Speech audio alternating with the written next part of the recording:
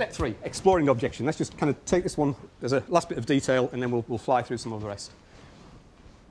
Customer comes up with one of the most typical objections about price. It's too expensive. And by the way, customers don't always kind of raise a red flag and say, hey, I've got an objection. Before we go any further, can you just handle this objection for me, please? Don't do that, do they? They just do a little throwaway comment, or might ask a little question.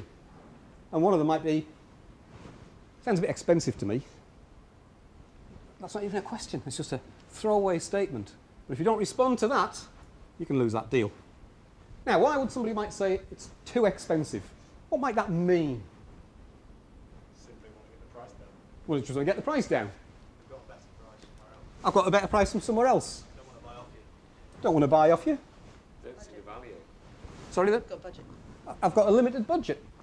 You're over my budget. You don't see the value. I don't see the value in what you're offering. You haven't explained to me what the value is. Now, you just think about there's 5 different reasons why the words too expensive might come out of somebody's mouth. And if you were to answer any one of them in the wrong way, you can lose that sale. So it's important that we do explore the objection before moving on to give any sort of answer. And that's what we're doing in this part of the circle.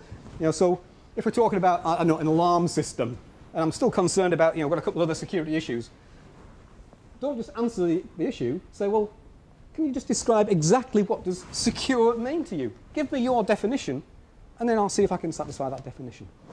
The word exactly is a key word.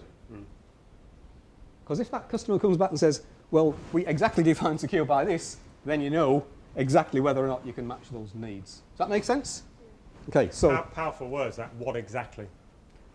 So a little bit of qualification about these different things. That's why I need to explore that objection before we, again, jump in with the answer.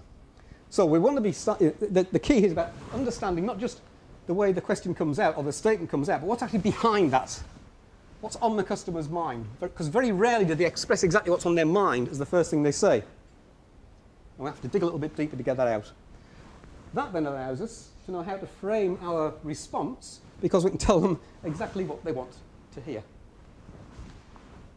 And actually, this process of exploring objections might open up other opportunities and other needs or requirements that they've got that you haven't even touched upon yet. So you can actually broaden out your sale if you do this right.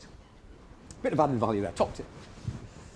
Step 4, confirming your understanding. Now, this is pretty straightforward.